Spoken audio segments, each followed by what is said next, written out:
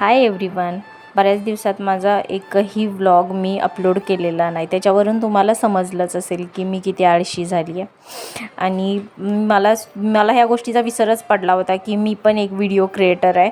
So दुसऱ्यांचेच video किती वेळ बघत बसायचं ह्यावर तर माझं नियंत्रणच राहिलं नव्हतं. 15 दिवसापासून मी फक्त दुसऱ्यांचेच व्हिडिओ बघण्यात बिझी होते.